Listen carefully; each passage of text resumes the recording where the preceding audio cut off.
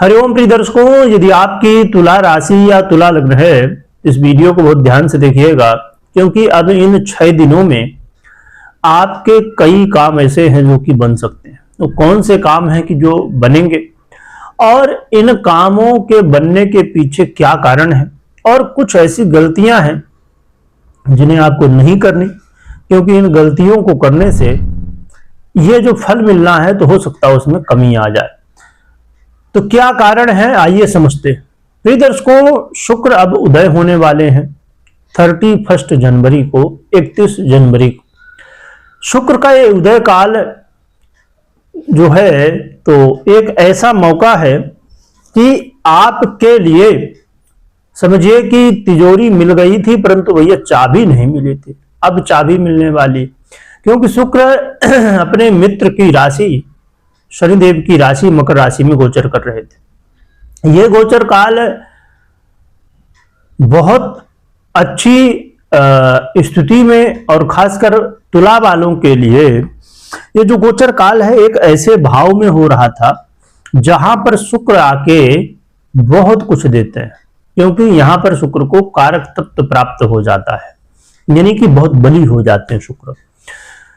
देखिए, जैसे किस राशि में शुक्र आ रहे हैं, किस भाव में आ रहे हैं, किस नक्षत्र में आ रहे हैं, कौन ग्रहों से युति में है, कौन ग्रहों से दृष्टि में है, कौन ग्रहों से क्या कैसे संबंध है, किन भावों से संबंध है, बहुत सारी चीजें मैटर करते हैं। परंतु जब कोई भी ग्रह कारक भाव में पहुंचता है तो समझिए कि जैसे आपने सुना होगा कभी कि कोई भी ग्रह जब उच्च का हो जाए तो बहुत अच्छे फल देता है। आगे चलकर शुक्र भी उच्च के होने वाले हैं, परंतु शुक्र अभी जो है तो उच्चता के बाद यदि कोई दूसरा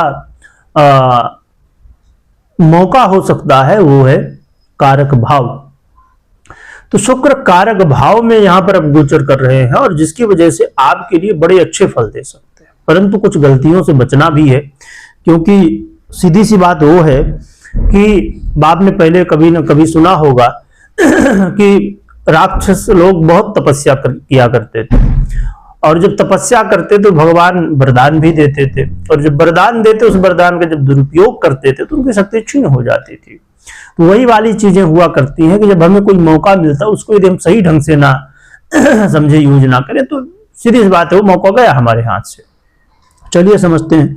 तो शुक्र उदय होने जा रहे हैं, और देखिए उदय होना ही खाली बड़ी बात नहीं है।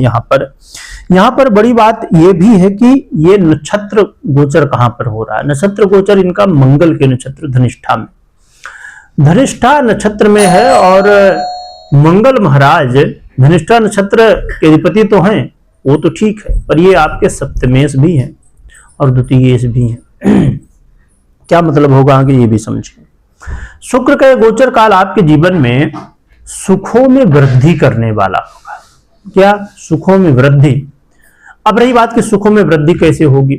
आप चाहते थे कि कोई बढ़िया घर लिया जाए तो वो हो सकता है, या आप चाहते थे कोई गाड़ी ले लिया जाए, वो हो सकता है। आप चाहते थे कि आपके जीवन में मान सम्मान प्राप्त हो, आपकी इज्जत हो, वो हो सकता है।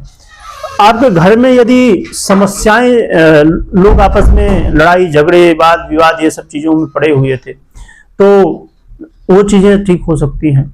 तो ये सब चीजें होंगी जिसकी वजह से आपके जीवन में सुख आएंगे। या और ऐसी कोई चीज आप चाहते थे जो सुख साधन की हो कि हम ये ले लें, भले आपकी इच्छा कोई एक छोटी सी चीज ही 100 रुपए की चीज ही क्यों ना हो, पर उससे ही सुख आपको मिल रहा था। तो वो चीज जिससे आपको सुख मिले, ऐसी चीज आपको मिल सकती है।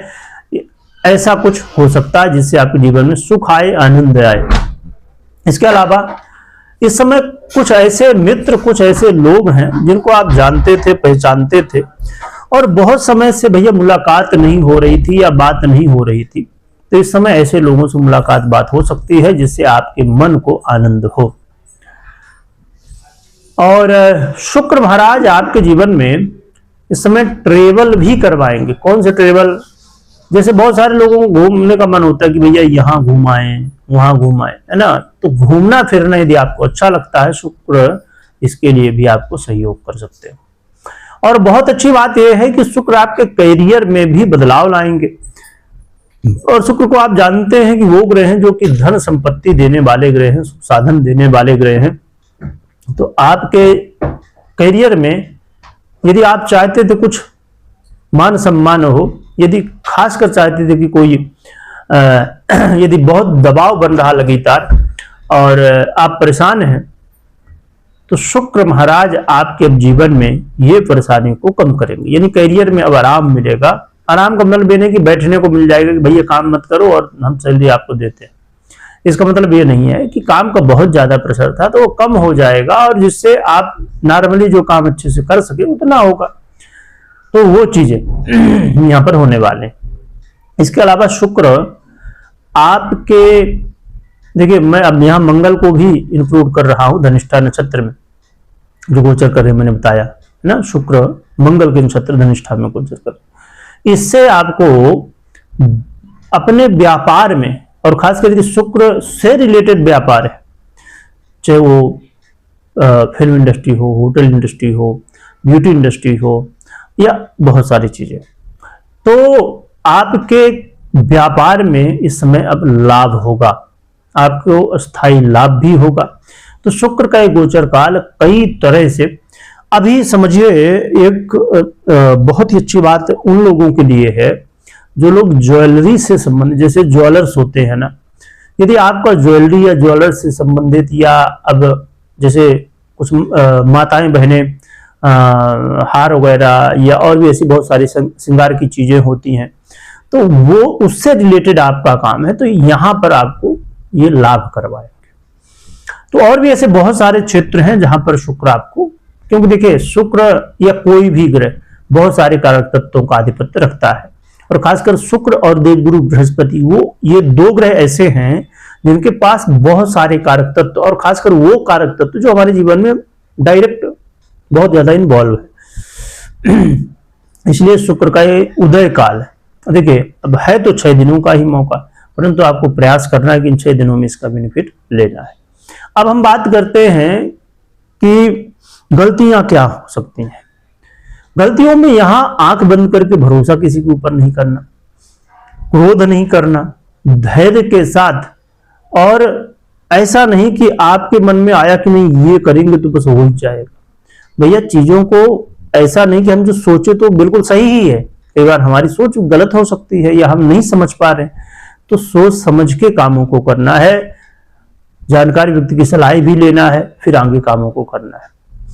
अब रही बात की, जैसे हमने बात की कि आपको सुख साधनों की चीजें इस समय मिल सकती हैं, तो सुख साधनों की चीजों का मिलना तो बहुत बढ़िया है, पर वही चीज हमें लेना चाहिए जो हमारे काम की हो, क्योंकि शुक्र जब ऐसी स्थिति में आते हैं ना, तो कई बार ये अधिक खर्च भी करवा देते हैं, जो कि इसको देखा जाए तो हमारे जो शौक थे या हमें जो प्रसन्नता जिस चीज से मिल रही थी तो वो हमने खरीद लिया, पर कई बार जब हम औकात से बाहर चले जाते हैं, अब ये शब्द का हो सकता बुरा लगे, पर बुरा आप नहीं मानिए, क्योंकि ये वास्तविकता है कि हमारी जो कैपेसिटी है हम उससे ज्यादा खर्च कर जाते हैं, तो फिर बाद में प्रॉब्लम होती है। अभी तो खूब लगता है कि बहुत बढ़िया। तो इन चीजों का ध्यान रखना है, क्योंकि शुक्र कई बार ऐसी स्थिति में अधिक खर्च भी करवा जाते हैं, तो इससे बचना है।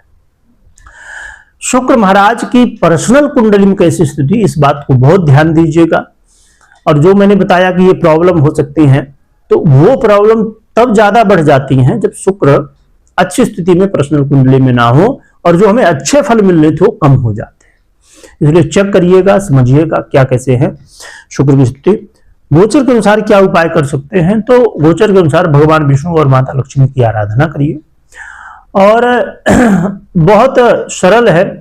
आप शुक्र के, देखिए शुक्र वो ग्रह है जो कि बहुत हमारे जीवन से कनेक्टेड है, तो शुक्र को अच्छा करना जरूरी है। तो शुक्र के लिए एक काम करना है कि स्वच्छता का ध्यान रखिए। तो ये काम आप करेंगे, शुक्र के मंत्रों का जप भी कर सकते हैं।